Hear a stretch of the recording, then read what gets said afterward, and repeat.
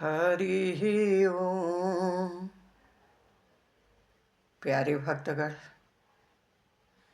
आज एक ऐसा मंत्र गोस्वामी तुलसीदास जी द्वारा लिखित बताने जा रही हूँ।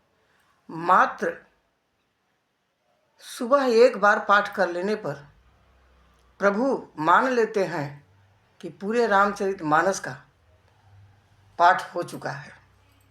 वो मंत्र इस प्रकार है।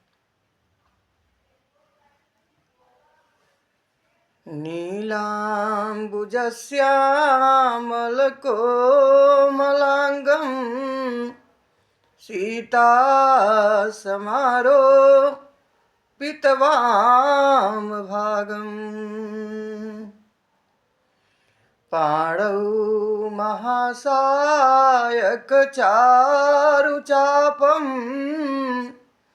नमामि रामं रघुवंशनाथम्।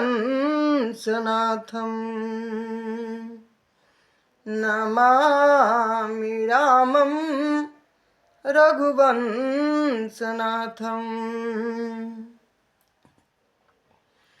राम रामेति रामेति रमे रामे मनोरमे सहस्रनाम तत्तुल्यं राम नाम वरानने। बोलिए सियावर रामचंद्र जी की जय। हे कथा प्रेमी अनुरागी, आज श्री कृष्ण भगवान का 6 महीना पूरा हो चुका है और 6 महीना होने पर घर में उत्सव मनाया जा रहा है। भयंकर उत्सव, क्योंकि आज श्री कृष्ण भगवान को करवट भी बदलना है।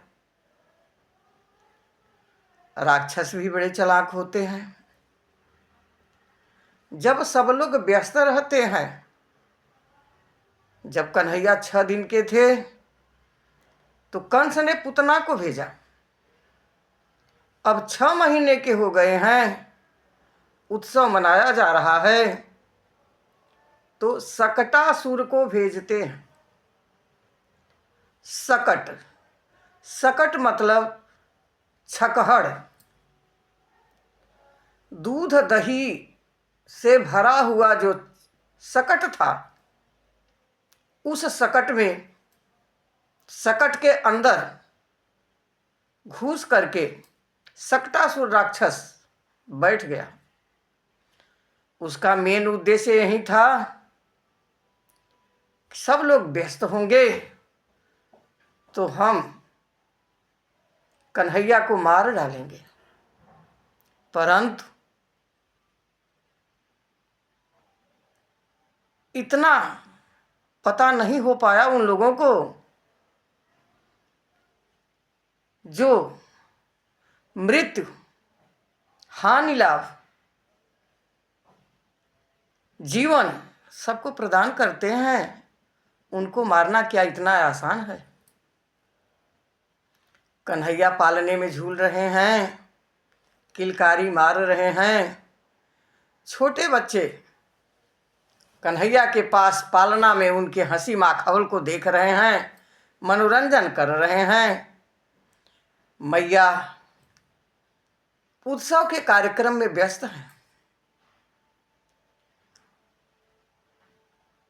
जब कन्हैया ने देखा अब मैं अकेला हूं, केवल मेरे नंद गोपाल ग्वाल बाल ही मेरे पास हैं, एक बच्चे ने पालना झुलाया और कन्हैया ने अपने अंगूठे से, पैर के अंगूठे से सकट को टच किया। केवल सकट को टच किया कन्हैया ने, पूरी की पूरी सकट भड़भड़ा करके गिरी धड़ाम। सकटासुर उसी में दब करके मर गया। आवाज सुनने के बाद सब लोग दौड़ करके आते हैं, शोर मचता है। ये काम किसने किया? किसने सकट को गिराया? छोटे छोटे बच्चे ग्वाले जो कन्हैया के पास थे, उन्होंने कहा कि ये जो पालना में लाला झूल रहे हैं, झूला इनका बना हुआ है, पालने में झूल रहे हैं, और झूलते झूलते अपने अंगूठे से छुई दिए सकट को, और सारी की सारी सकट गिर पड़ी। अब सकट तो टूट चुका था।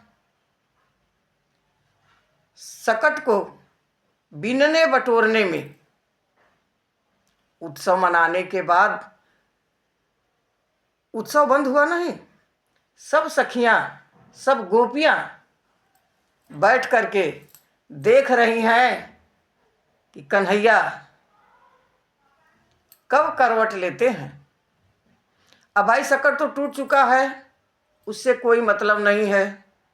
जब कोई मतलब नहीं तो अपने कार्यक्रम में हम क्यों बाधा डालें? यशोदा मैया कह रही हैं, पहले हम देखेंगे मेरा लाला कैसे करवट बदल रहा है। गोपियां कह रही हैं, हम देखेंगे।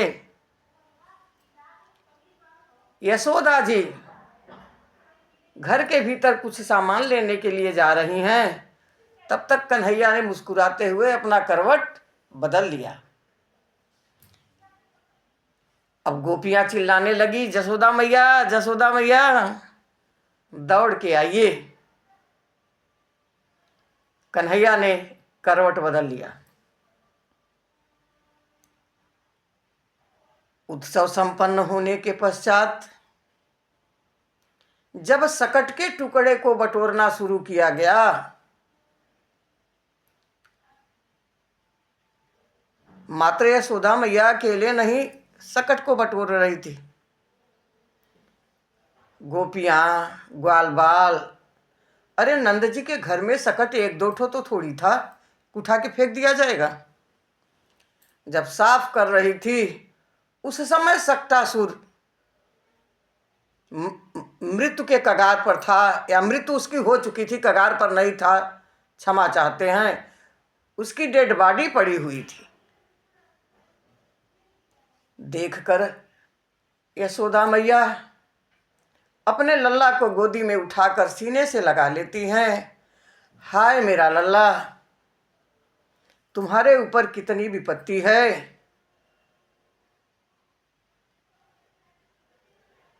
और गौशाला में जाती हैं, गाय के पूंछ से कन्हैया का नजर झाड़ती है। माताएं जब भी बच्चा बीमार हो जाता है तो नजर पहले झरवाने जाती है। सक्टासुर के मृत्यु की खबर कंस को लगता है। कंस बड़ा विस्मित है, बड़ा चिंतित है। अब अगला प्रोग्राम क्या बनाएं, कैसे बनाएं। अभी तो राक्षसों से संहार कर रहे हैं कन्हैया, बाल लीला तो सब उनकी बाकी ही बाकी है। राजा परीक्षित पूछते हैं कि इतने बड़े बड़े राक्षस, छोटे से कन्हैया, कंस को क्या पड़ा था? जो जन्म लिया है उसको मरना तो निश्चित ही है। तो श्री शुक मुनि कहते हैं कि हे परीक्षित, सुनिए, संसार में ऐसे प्राणी जो भगवान का भजन नहीं करते, राम का नाम कभी नहीं लिए रहते, उनको तो निश्चित रूपेण मृत्यु से भय लगेगा ही लगेगा।